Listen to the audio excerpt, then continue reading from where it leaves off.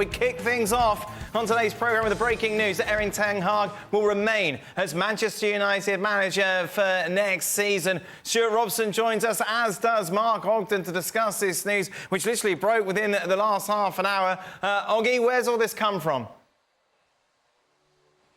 Well, United have had the review. It's taken over 2 weeks, but they've decided that Ten Hag is the best option. So it's been Sir Jim Ratcliffe, Dave Brailsford, Omar Barada, the incoming CEO. Dan Ashworth isn't there yet, but I wouldn't be surprised if Dan Ashworth had some input as the incoming director of football. So they've looked at the situation. They've realised that the options out there aren't what they want. Thomas Tuchel, Mauricio Pochettino, they didn't quite tick the box. Long-standing admiration for Gareth Southgate, but the timing doesn't work. And I think they realised. I think they were caught out by the fan backlash almost after the FA Cup final. United won the FA Cup, as we know, and the fans were so angry at the stories out on the Friday that Ten Hag was going to be sacked. The Guardian wrote a story that Ten Hag would be sacked regardless. And the fans had a backlash. And I think when he won the FA Cup, and it looked like he was waving to the fans at the time, Ten Hag was doing a lot of waves and a lot of kind of kisses to the crowd. I think the owners have thought, well, let's be honest, that this guy's really popular. The fans don't want anybody else to come in. It will cost around £9 million to sack him. So I think they've decided that the least worst option is to keep Ten Hag. But they are talking about a new contract. His contract expires at the end of next season. So from being on the brink of the sack, he's now getting a new contract. So it's interesting. And I know we're going to talk about the grades of last season. I think he's come back from a very, very difficult position to save his job. But ultimately, it's because there's no obvious candidate to replace him, because he didn't really earn the right to keep his job apart from winning the FA Cup. Fans are utterly stupid sometimes, aren't they? I mean, they're so fickle. And, you know, they win a cup final, great. But did they have the blinkers on for the rest of the season? You know, just, and anything else. You know, they've had, as Augie said, they've had a review. The review was the season. The review was the performances. The review was the batterings that they took from less than mediocre sides in the Premier League. Yeah, you can win games. Wigan won the FA Cup. They beat Manchester City like Man United did. They were relegated. You don't judge on the odd game against Liverpool and Manchester City and say, well, you know, we've derailed other people's seasons. That's not what a football club should be about. A football club should be about not looking at other teams and how you've disrupted them, but what you have done yourself.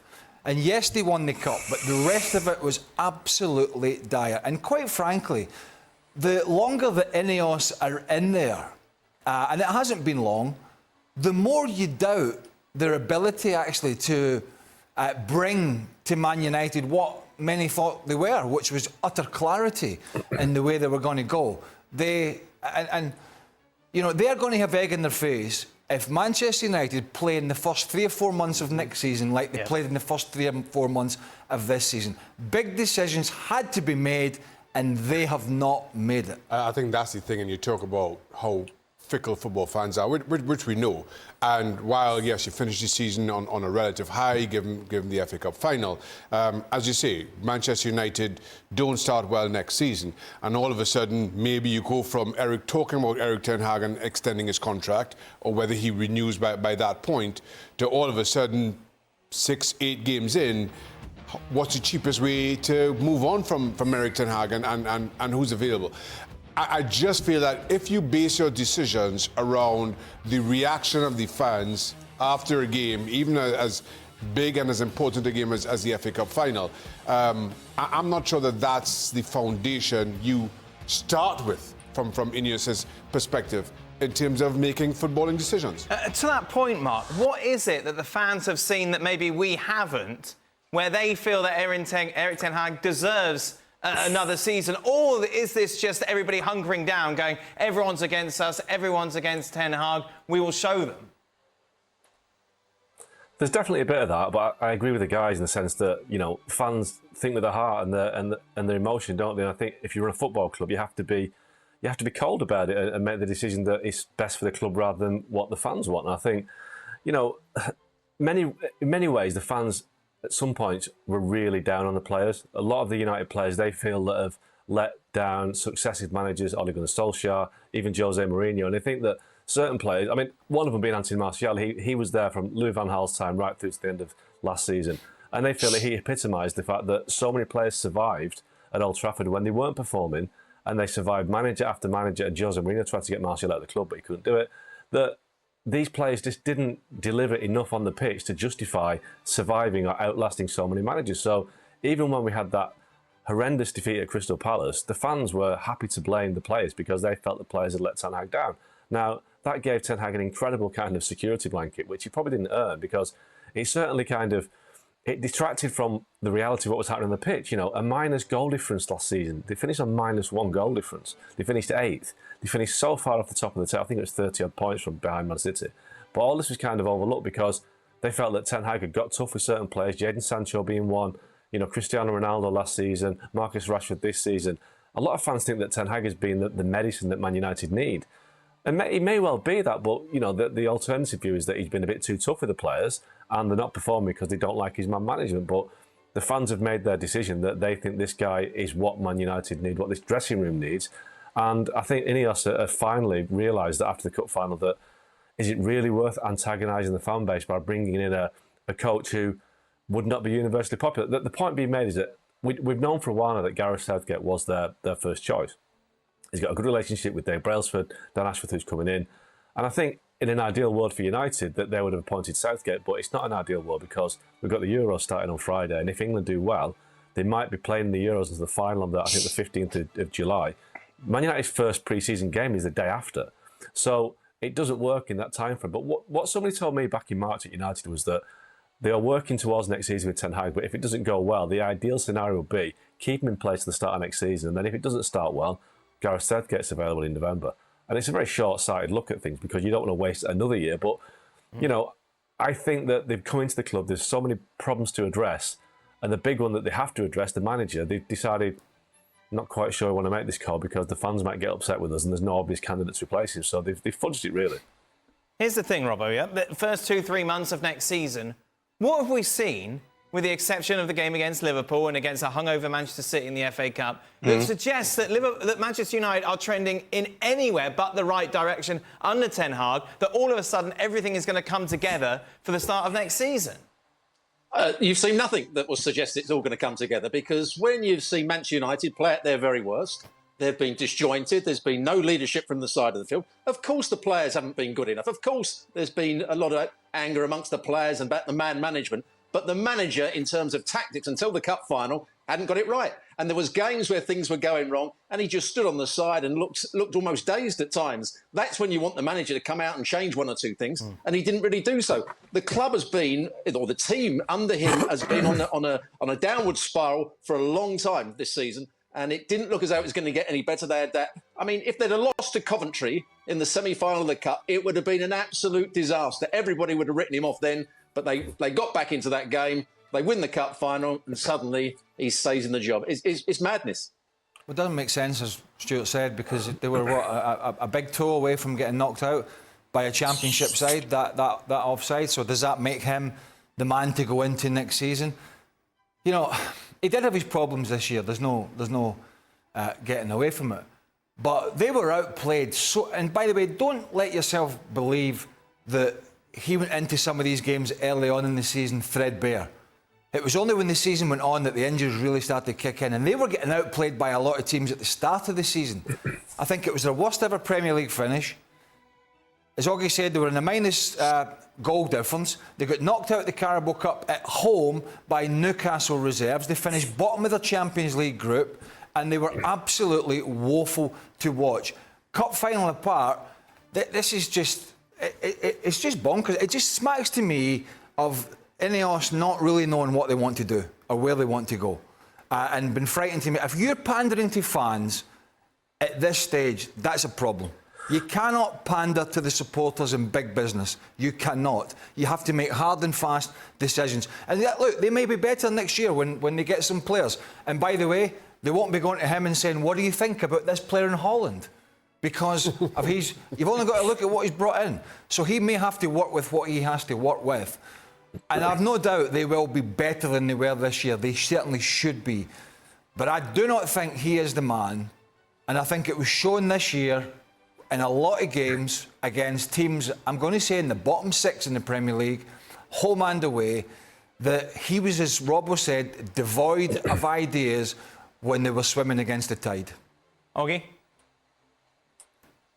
Absolutely. You know, and I think the one thing for certain is even if he signs a new contract, no matter how long it is, he is under massive, massive pressure from the start of next season because he will know now that they've looked around, they've looked at options and that they didn't quite fancy what was out there right now. But there will be better options coming out. And I think once Dan Ashworth gets into Old Trafford, everybody's in place then and everybody will be able to be accountable. And I think that was one thing that they were also quite wary of. If they make a big decision on the new manager or changing the manager without having a director of football in place, then that would kind of leave them open to accusations of you didn't know what you're doing or you've done this without a director of football. But when Ashworth comes in, he'll be accountable, as will everybody around him. But Ten Hag will know that he's got to get it right from the off next season because, you know, once Gareth Southgate becomes available, whether he has a good Euros or not, he's got friends in high places at Man United. And the fans won't like it, but he's still highly admired by people at Man United. So in many ways, unless Ten Hag starts the season well, he's got the shadow of Gareth Southgate hanging over him, and maybe other managers that may become available as well. So he's got to show that this season was a one-off. But